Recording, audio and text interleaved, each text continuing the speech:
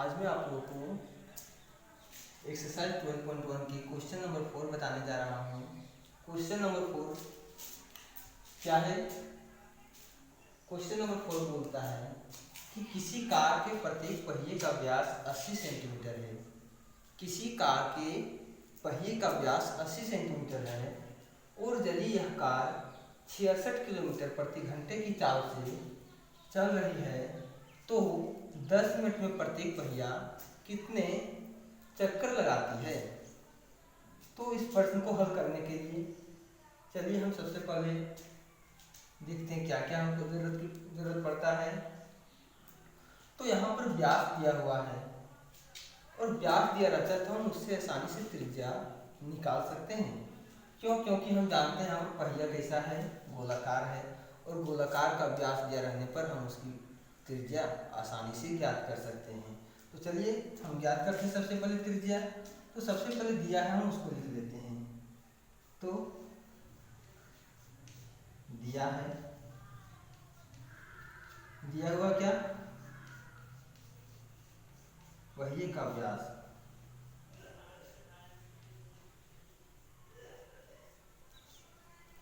D बराबर कितना? 80 centimetre. तो पहिए की त्रिज्या क्या हो जाएगी? पहिए की त्रिज्या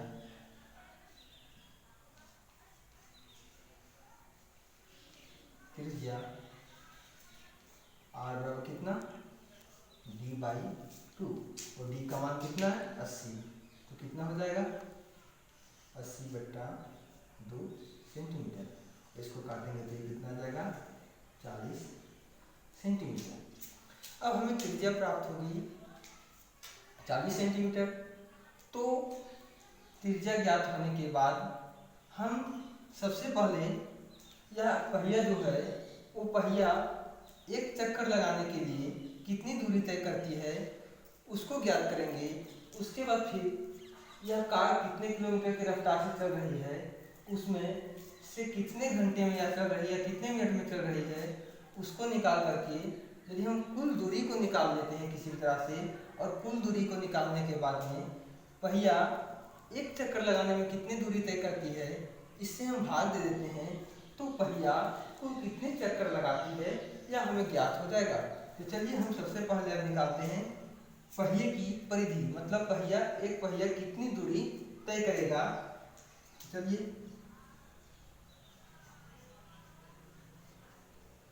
पहिए की परिधि और पहिए की परिधि मतलब वृत्त की परिधि, इसलिए वृत्त की परिधि क्या होता है? 2 पाई आर। तो क्या हो जाएगा? 2 पाई का मान 22/7 और आर कितना दिया हुआ है? 40। परिधि इसको सेंटीमीटर में लिखेंगे। अब पहिए की परिधि आ गया। अब क्या करेंगे?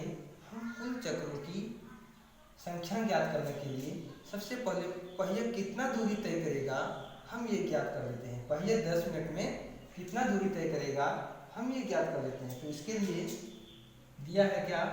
पहिए का कार प्रति घंटे 66 किलोमीटर की रफ्तार से चल रही है। तो मतलब कार की चाल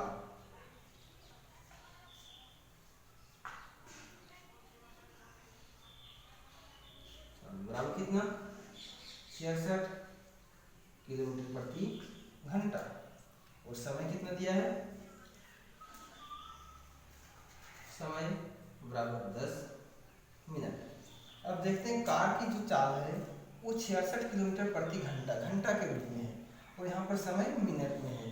इसलिए हम क्या करेंगे? मिनट को घंटा में चेंज करेंगे। तो जब मिनट को हम घंटा में चेंज करते हैं तो क्या हो जाता है? 60 से भागा हो जाता है। तो चाल और समय हमें पता है तो कुल दूरी हम यहाँ से निकाल सकते हैं। कैसे? क्योंकि हम जानते हैं दूरी की फॉर्मूला क्या होता है? चाल गुने समय। तो क्या हो जाएगा? चाल गुने समय। तो चाल कितना है? 66 किलोमीटर प्रति घंटा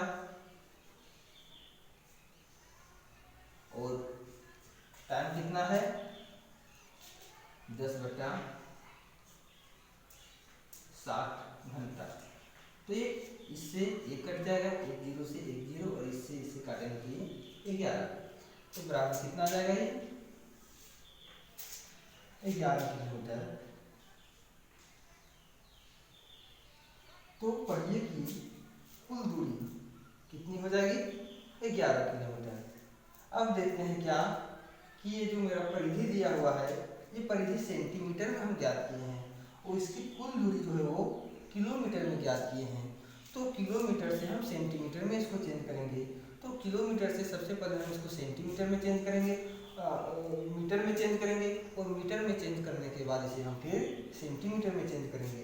तो हम जानते हैं कि जब कोई मान किलोमीटर में दिया जाता है और उसको हम मीटर में बदलते हैं तो हम उसको 1000 से गुना करके मीटर में बदल सकते हैं और फिर मीटर में प्राप्त हो गया। अब मीटर से हमको सेंटीमीटर में ज्ञात करना है इसको।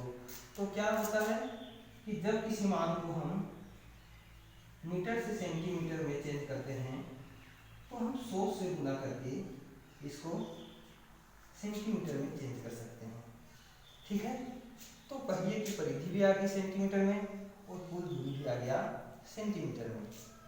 तो अब हमको चक्रों की कुल संख्या ज्ञात करना है। तो हम जानते हैं कि चक्रों की कुल संख्या को ज्ञात करने के लिए यदि हम कुल दूरी में से पहिए की परिधि को भाग दे देते हैं तो कुल चक्रों की संख्या आसानी से निकल जाती है। तो चलिए यहाँ पे लिखते हैं कुल चक्रों की संख्या, चक्रों की संख्या बराबर क्या हो जाएगा कुल दूरी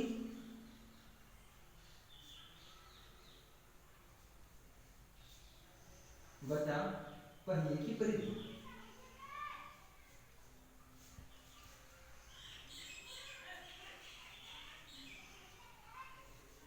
तो कुल दूरी परिधि की पहिए की परिधि दिया हुआ है, कुल दूरी कितना है 11 इंटू 1000 इंटू 100 सेंटीमीटर। ठीक है,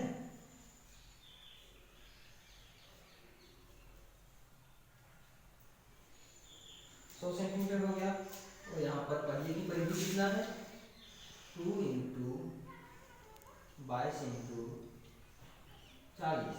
अब ये 7 जो है 22/7, इस 7 को हम यहाँ पे गुना में इस तरह से लिख सकते हैं। और इसको लिखने के बाद जो जो कटता है उसको हम काटते हैं। चलिए एक जीरो से एक जीरो, 11 से 22 दो बार में, और सेंटीमीटर से सेंटीमीटर। तो चलिए हम गुना करते हैं। चलिए गुना करके देखते हैं। 1000 इंटू 10 इंटू 7 बराबर कितना हो जाएगा 3 और फिर 4, मतलब 70,000 बटा 2 गुना 4, 4 चौका 16। अब जब हम 16 को इससे भाग देंगे तो भाग देने के बाद मेरा